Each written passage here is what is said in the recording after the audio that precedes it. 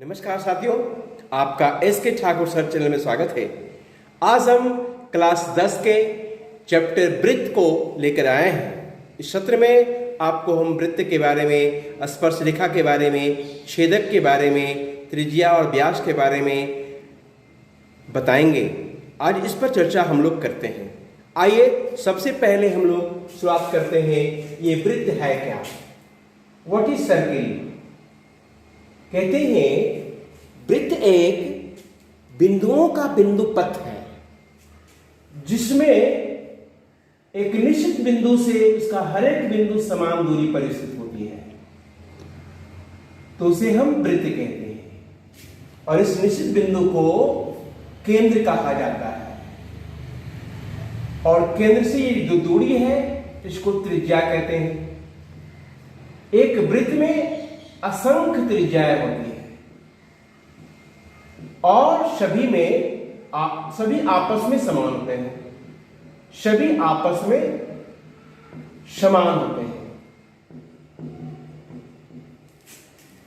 ये वृत्त को केंद्र से होकर जाने वाली जो रेखाखंड होगी इसको व्यास कहेंगे। व्यास त्रिज्या की दुगनी होती है, 2 गुनी त्रिज्या होती है साथियों।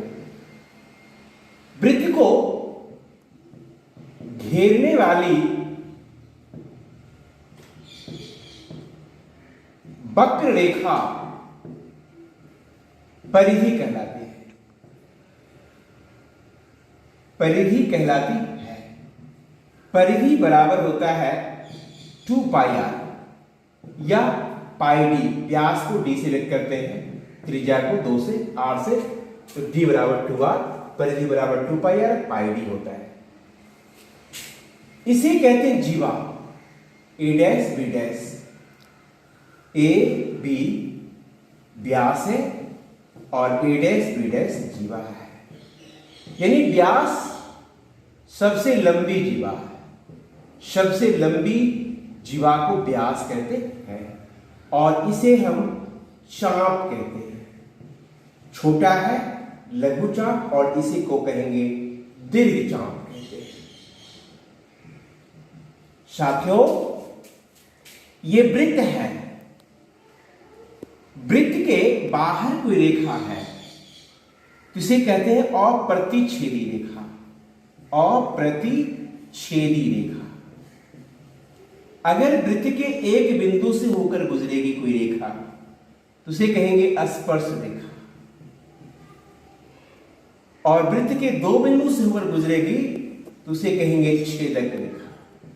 ये 2 बिंदु से गुजर रही है, ए से और बी से। ये केवल एक बिंदु से गुजर रही है, पी से। तो ये स्पर्श रेखा होगी, ये छेदक हो गया और ये अप्रतिच्छेदी रेखा हो गया। वृत्त के एक बिंदु से असंख्य रेखाएं खींची जा सकती है। असंख्य रेखाएं खींची जा सकती है, लेकिन उसमें से एक ही रेखा स्पर्श रेखा होगी। स्पर्श रेखा वृत्त को जिस बिंदु पर स्पर्श करती है उसे कहते हैं स्पर्श बिंदु। स्पर्श बिंदु कहते हैं। अगर ये वृत्त है और ये त्रिज्या है, ये एक स्पर्श रेखा है, इसकी लंबाई a है। ये कोई बिंदु P है। P से O की दूरी ज्ञात करनी हो साथियों, OP बराबर ये 90 डिग्री का होता है। स्पर्श रेखा त्रिज्या पर लंब होती है। OP बराबर हो जाएगा r² minus a² plus a²। कर्ण बराबर लंब स्क्वायर प्लस आधार स्क्वायर। साथियों, अगर ये कोई वृत्त है, ये मुझे दिया हुआ है और ये 5 है, ये 12 दिया हुआ है, ये ज्ञात करना है। O है, ये P है, ये Q है। तो PQ बराबर, ये इस पर लंब होगी, PQ बराबर हो जाएगा त्रिज्या स्पर्श रेखा के स्पर्श बिंदु पर लंब होती है।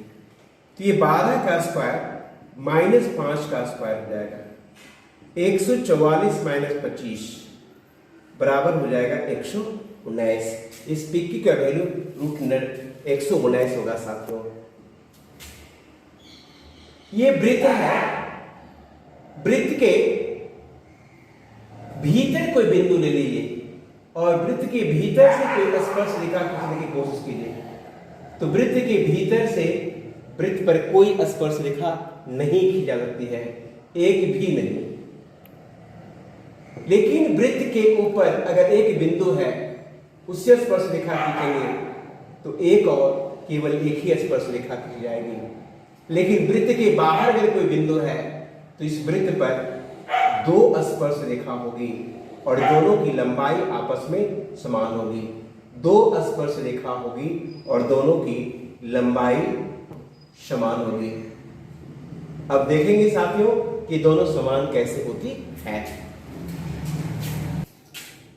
एक वृत्त है, वृत्त के बाहर कोई बिंदु P है, इस पर 2 स्पर्श रेखा होगी PQ और PT।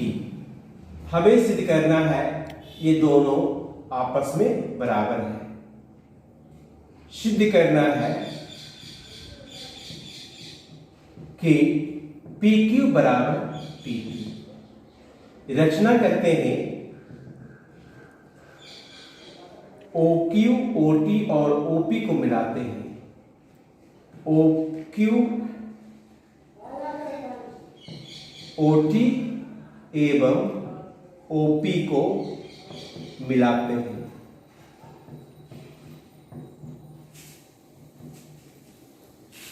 प्रमाण अब देखिए क्या करना है।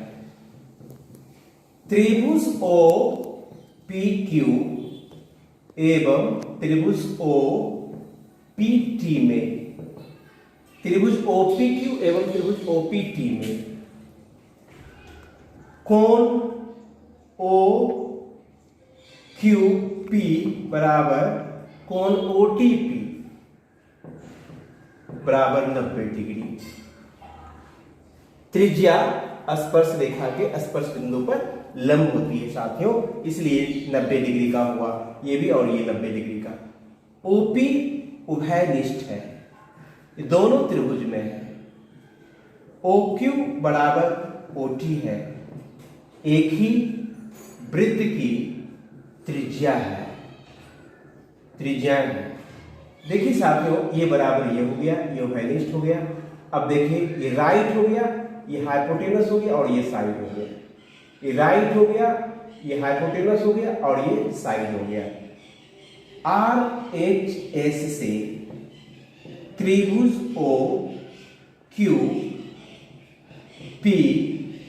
सर्वांग सम त्रिभुज OPT, ये दोनों त्रिभुज सर्वांगसम हो गए।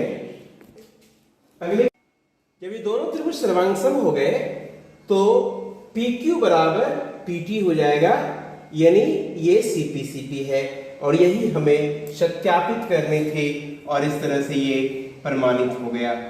अब दूसरा क्वेश्चन देखेंगे साथियों कि एक 2 सकेंद्रीय वृत्त है, उसके केंद्र सकेंद्रीय वृत्त वैसे 2 वृत्तों को कहते हैं जिसके केंद्र समान होते हैं, त्रिज्या अलग अलग होते हैं। ये जो बड़ी वृत्त है उसकी एक जीवा है AB, जो छोटे वृत्त को P बिंदु पर स्पर्श करती है। तो कहता है कि सिद्ध कीजिए कि जो स्पर्श बिंदु है, इस स्पर्श बिंदु इस जीवा को समद्विभाग करेगी। साथियों रचना करते हैं, इसमें OP को मिलाते हैं। OP को मिलाया, जरा फिर से पढ़ते हुए समझिए कि 2 सकेंद्रीय वृत्त है जिसका केंद्र एक ही है, जिसमें AB बड़ी वृत्त के जीवा है और ये छोटी वृत्त को P बिंदु पर स्पर्श करती है।